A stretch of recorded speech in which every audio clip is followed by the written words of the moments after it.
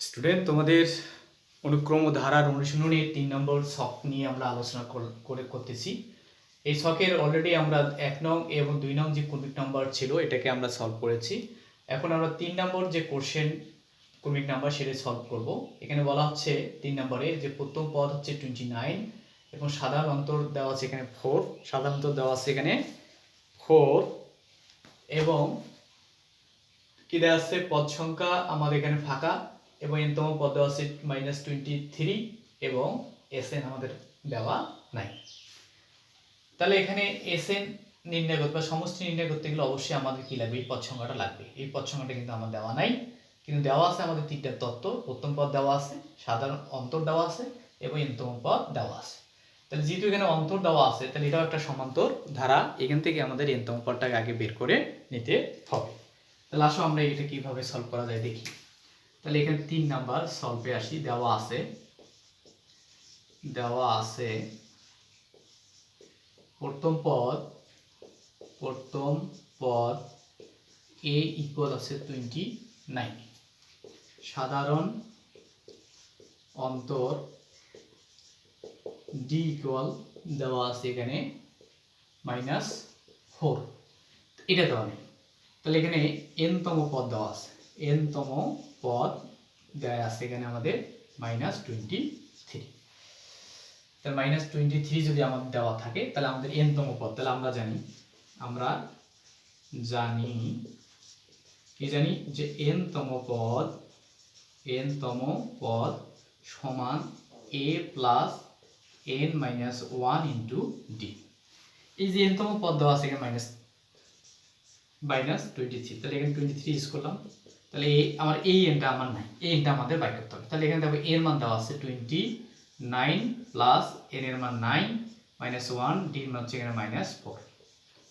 তাহলে or -23 equal 29, দেখো প্লাসে মাইনাসে -4n, মাইনাসে মাইনাসে +4। তাহলে or -23 ইকুয়াল -4n, এটা হচ্ছে যোগ করো তাহলে কত আসে প্লাস, তাহলে হচ্ছে 33। তাহলে এটাকে আমরা ক্যালকুলেশন যদি করি তাহলে এখানে -48 থাকলো, -23 প্লাস আর মাইনাস, তাহলে or -4n ইকুয়াল তাহলে -6, তাহলে এখানে হচ্ছে 5। এটা যদি আমরা কাটি তাহলে এটা 4 × 56, তাহলে n ইকুয়াল হচ্ছে কত 14।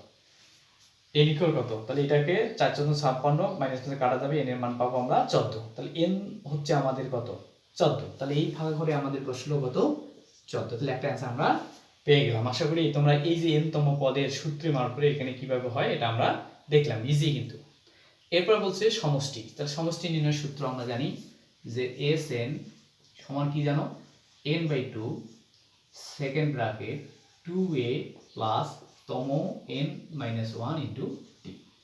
তাহলে এখানে s এর মানটা নির্ণয় করতে, n এর মান আমরা অলরেডি পেয়ে গেছি। n কত এখানে 14, তাহলে n ইকুয়াল 14, তাহলে 14 ডিভাইড হচ্ছে 2 সেকেন্ড ব্র্যাকেট 2, এর মান এখানে 29 ইন্টু 29 প্লাস তম 14, 14 মাইনাস 1, d এর মান হচ্ছে এখানে -4, d এর মান কত -4। তাহলে এটাকে আমরা যদি ক্যালকুলেশন করি 7 × 14, তাহলে এখানে 7 প্লাস এটাকে গুণ করে দাও তাহলে হচ্ছে 9 × 18 59, তাহলে এখানে 14, তাহলে হচ্ছে 13, তাহলে এখানে দেখো 13 গুণন -4 যদি গুণ করো কত হচ্ছে -3 × 12 মানে 52, তাহলে হচ্ছে মাইনাস কত হচ্ছে 52।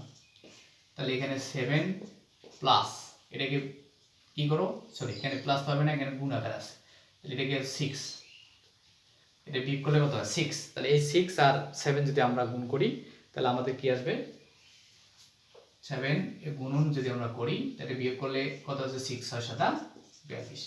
তাহলে এখানে s এর ইকুয়াল হচ্ছে আমাদের 42। তাহলে এখানে আমরা লিখতে পারবো 42। এই হচ্ছে আমাদের 3 নং যে অঙ্কটি তার সমাধান। আশা করি তোমরা এটা বুঝতে পেরেছো এবং পরবর্তী ক্লাস দেখার জন্য তোমরা আমার পেজটাকে শেয়ার করবা। Thank you.